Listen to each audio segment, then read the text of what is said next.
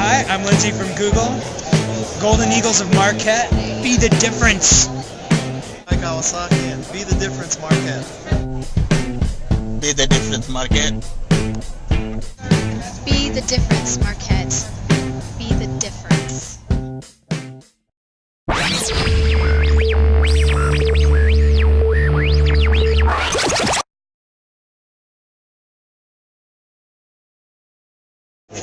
We've just done a deal with the New York Times to help them with their local blogs.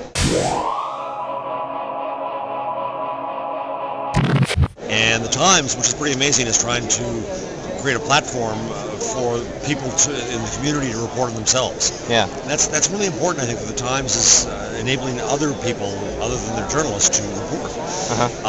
And so what that gives us, and what we want to do, is it gets the students a chance to go out there and help the community report on itself, rather than reporting on the community.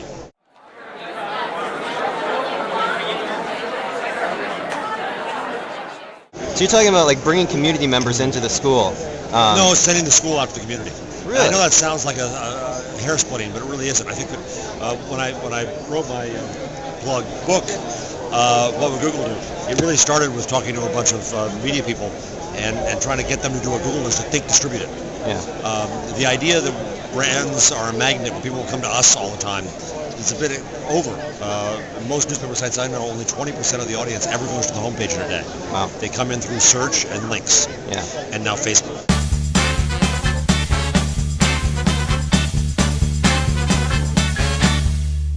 Any words of advice of how to get the university out there and interacting, I guess, with some of these people? Well, we had the same problem. That's why we just came up with this pilot program to try to make an ultimate hyper-local community and have the students out there. We're just beginning, so we'll see how it goes. We also teach. We haven't announced this yet, but we just eliminated the requirement that you have to pick a media track, print, broadcast, or interactive, as we call it. And now the students have more choice. Well, every student at the school, learns how to make audio, video, blogs, wikis, all of that. Well, every student at the school, learns how to make audio, video, blogs, wikis, all of that. And the other big lesson, I think, from Google is that we should make platforms and networks. And another one is beta the thing.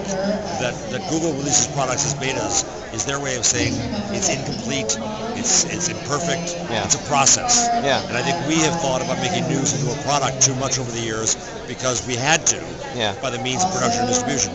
News should be more of a process, more interactive, more collaborative. Yeah. And I think that's the real lesson of Google for us in news. So now I've sat on panels from people from the New York Times, designers from the New York Times, writers from The Office and from The Onion, and a bunch of college students ranging from Harvard. There was Harvard, there was University of Texas at Austin, there was Loyola Marymount.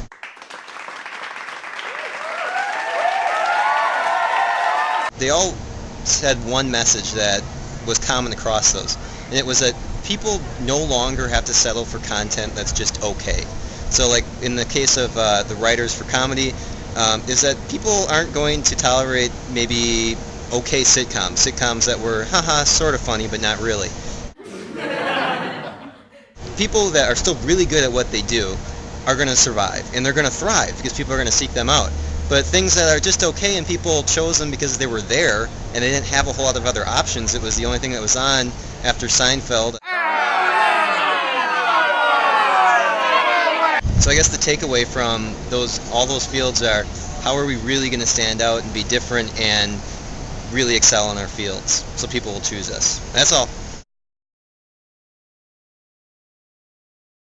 I'm Tracy Mueller, and I'm a writer and an editor at UT's McComb School of Business. And I know Tim through Twitter, and he links to Marquette videos a lot. And I was really inspired by the Marquette Hopes and Dreams videos, walking around asking students, just very simply, what are your hopes and dreams? And I know nothing about Marquette. I've never, been anywhere near there. I don't know anyone who's ever been. But by just watching these little answers of students, I really felt like I kind of had a good sense of their personality and the values of the campus and just sort of what Marquette was about.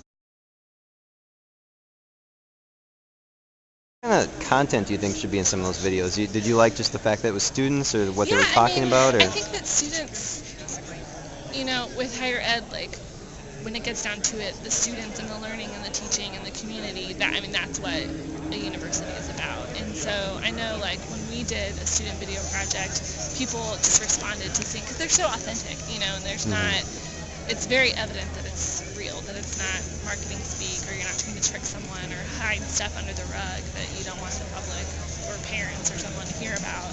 You know, it's very authentic, and that, when you see someone being authentic, that's very engaging and really gets you connected. There's one speaker in particular that actually inspired me to go and plunk down my money and buy the old-fashioned analog dead tree version, yes it does still exist, of his book.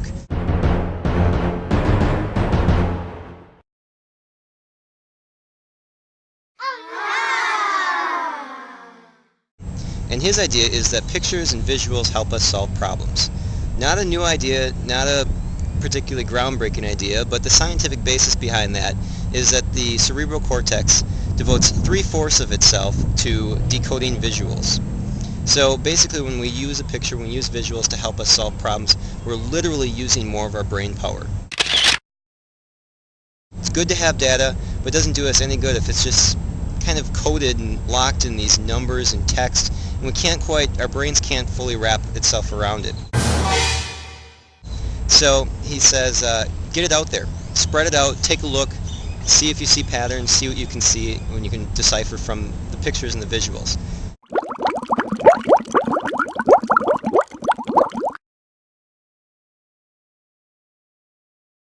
Take a look, I did this with the Marquette website and basically coded or mapped by number of words used on the site, and this is what it looks like.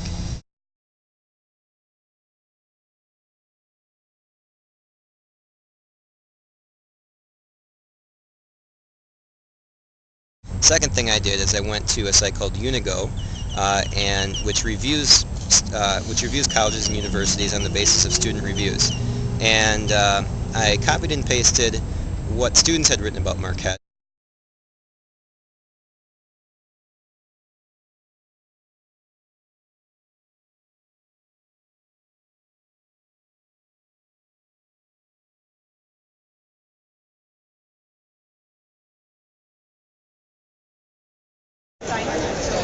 I'm at the South by Southwest Google booth. Have you heard of these guys? Google.com? Say a few words about... Just say the set of words that he wants you to say. Okay. I think they got a future. Alright, so speaking of what would Google do, what does Google do? What is their main function?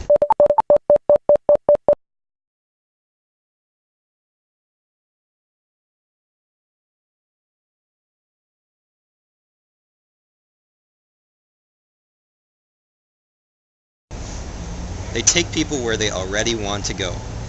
If you go to Google's homepage, very clean, very simple interface. People search, they get what they want.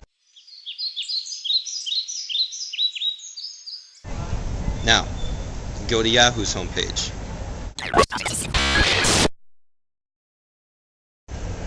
Who do we want to be, Google or Yahoo?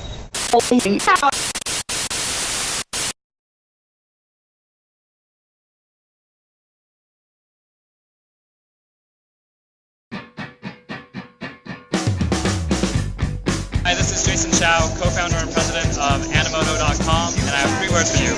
Be the difference! Be the difference, Marquette. Weird. Marquette, be the difference.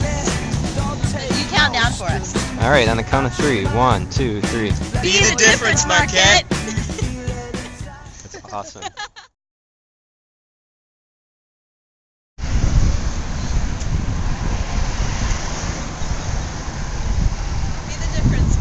No. Come on. Come on. Be the difference, Marquette. One more time. Be the difference, Marquette. One more. Marquette, be the difference. No, come on. Get into it. Getting into it. Get into it. Get closer to me. I feel weird. Marquette, be the difference.